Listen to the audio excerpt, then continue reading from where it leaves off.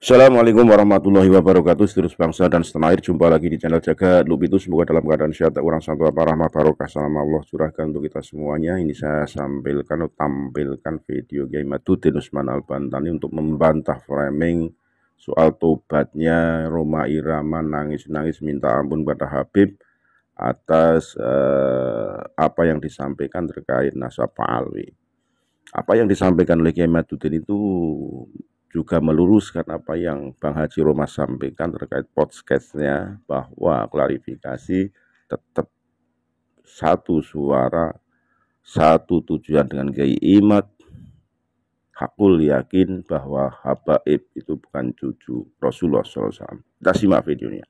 Sekali lagi mohon maaf dari Kecamatan Nusantara. Assalamualaikum warahmatullahi wabarakatuh. Ada Rhoma Irama nangis sama Habib di framing, Rhoma Irama tobat. Rhoma Irama itu memang beliau itu wataknya begitu, itu watak orang Banten.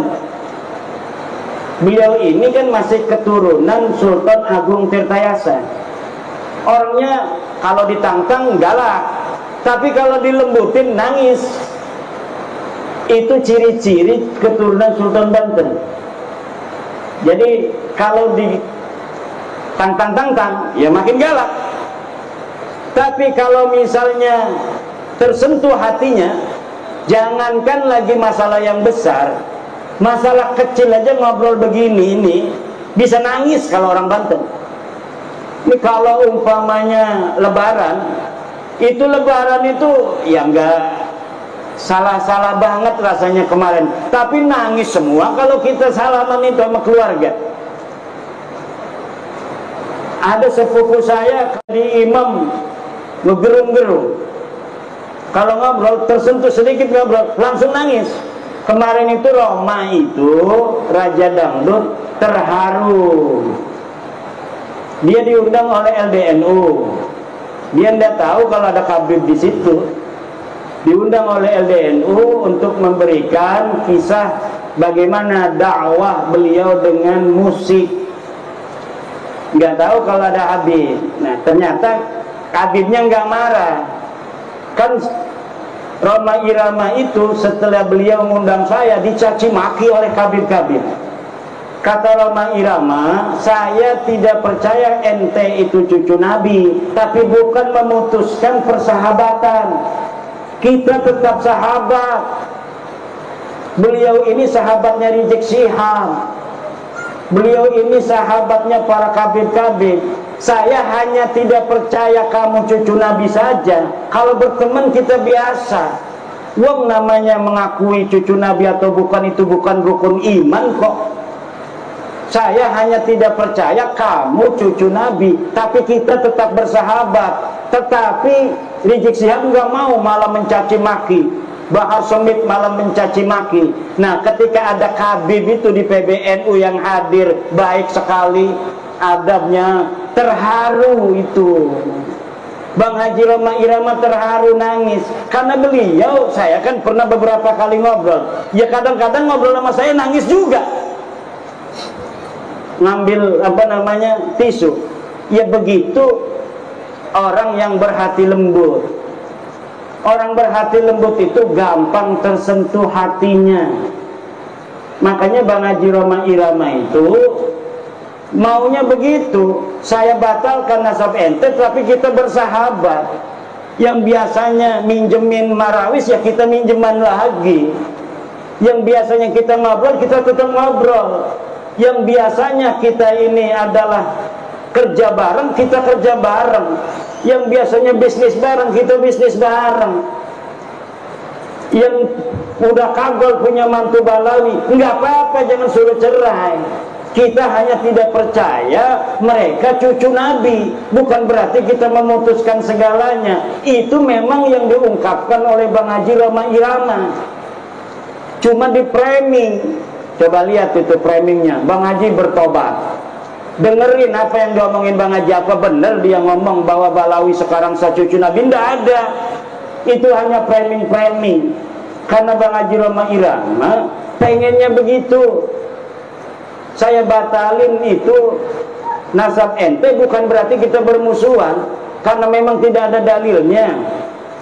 ente ngaku tahun 895 Hijriah, sebelumnya ndak ada. Sedangkan orang yang diaku itu hidupnya tahun 345 Hijriah. Nah, di dalam tahun 345 Hijriah sudah ada kitab nasab, keturunan Nabi dicatat semua, tapi ente nggak ada. Katanya ente turunan Ubed. Ubed nggak dicatat sebagai keturunan Nabi. 550 tahun. Di dalam kitab Silsilatul Alawiyah nggak dicatat. Di dalam kitab Tahdhibul Ansab tidak dicatat. Muntaqilatut Talibiyah tidak dicatat. Al-Majdi tidak dicatat. Itu semua di abad 5. Masuk ke abad 6 ada kitab karya Imam Al-Fahru Raji, Kiai Haris.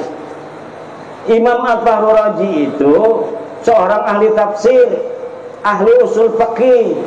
Kalau ada lafaz al-imam dimutlakkan dalam usul fikih, maka al-muradu al-imam ar-Razi. Nah, beliau menulis kitab nasab. Beliau menulis kitab nasab namanya Asy-Syajarah Al-Mubarakah. Beliau menulis Ahmad bin Isa punya anaknya cuma 3, Muhammad, Ali, dan Husain. Tidak ada anak yang bernama Ubed. Itu tahun 597 Hijriah. Kemudian muridnya penulis kitab Al-Fahri itu wafat 614 Hijriah. Menulis juga tidak ada nama Ubed sebagai anak Ahmad bin Isa.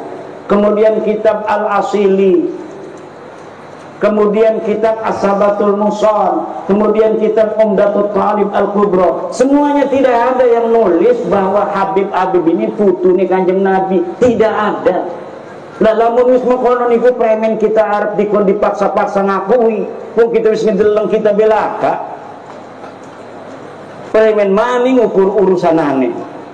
Apa kita harus berbohong gitu demi kamu? Bahwa kamu cucu Nabi, walaupun kita nggak percaya kan nggak bisa. Jadi udah, kata saya, ini udah selesai bahwa ente bukan cucu Nabi. Tes DNA aneka melenceng di Haris. Wong India, wong Kaukasus, bukan orang Arab, nggak ada keturunan Arab sama sekali jalur laki-lakinya itu, nggak ada. Maka sudah beres saja biasa. Ayo kita bareng-bareng lagi. Yang biasanya datang tuh ke rumah saya jual minyak wangi, silakan. Saya bayarin 5.000. Yung minyak wangi 5.000 kok, pengennya 500.000. Udah, ayo dagang. Kalau misalnya kita suka kepada barangnya kita beli. Enggak, gara-gara ente Balawi kita suka barangnya enggak beli, enggak bakal. Ayo kayak orang-orang biasa lagi. Bahwa ente bukan cucu Nabi itu sudah hakul yakin. Tajalla tajalliyan zahiran bayyinan. Orang yang masih percaya itu dosa besar itu dia iswatan itu. Premen orang dosa besar yang menisbatkan orang yang bukan cucu Nabi diomong cucu Nabi. Itu ida bi Rasulillah. Walladzina yuduna Rasulullah lahum adzabun alim. Orang yang menyakiti Rasulullah itu akan mendapatkan siksa yang besar. Bagaimana coba orang yang bukan cucunya Nabi berbuat zina, minum-minuman, narkoba dan sebagainya, sering itu sekali ada di berita.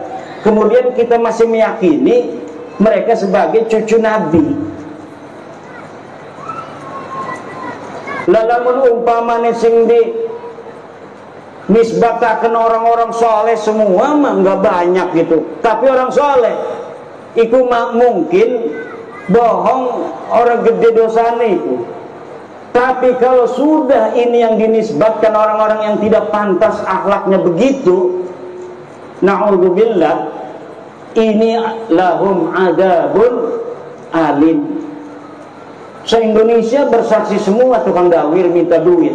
Udah terkenal sekali itu. Semua orang kalau yang saya ketemui kiai-kiai ngomong, alhamdulillah Kiai Imad, gara-gara Kiai Imad sekarang tidak ada lagi yang keliling minta-minta, maksa-maksa minta duit. Itu hampir di setiap daerah. Sampai wakil Rais Am PBNU ketemu saya nggak mau sebut namanya, takut nanti dimarahin.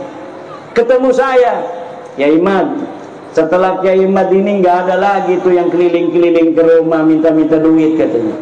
Jadi yang didawir itu pengurus MWCNU, bukan hanya tingkat MWC, tingkat ranting, tingkat Suriah pun mereka berani dawir.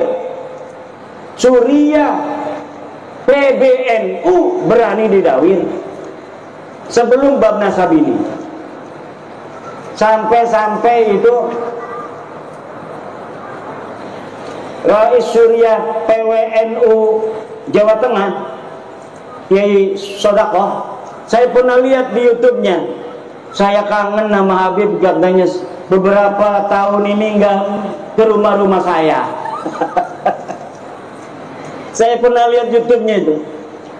Nah ini jadi bukan kiai-kiai kampung aja yang didawir Kiai Parman, sampai kiai PWNU, kiai PBNU itu juga kena dawir.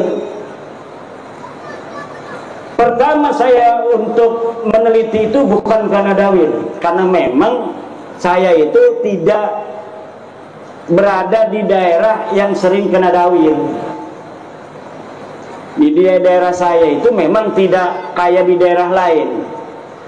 Habib ada, ke rumah saya juga ada, tapi nggak berani maksa gitu. Nah kalau saya dapat cerita di Banyumas, di Kebumen, itu maksa. Makanya kiai-kiai cerita. Nah saya itu meneliti nasab mereka bukan karena dawirnya, tapi karena kesombongan akhlaknya kepada kiai-kiai kampung, kepada kiai-kiai Nusantara.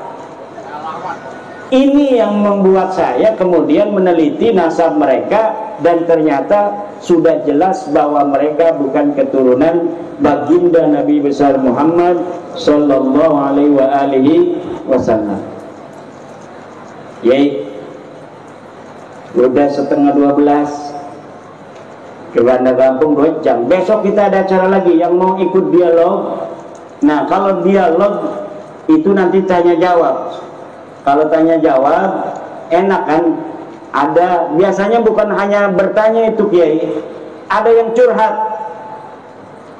Makanya nanti direkam itu yang curhat-curhat untuk pembelajaran bagi masyarakat luas, bahwa inilah yang terjadi selama ini yang tidak diketahui mungkin oleh pemerintah.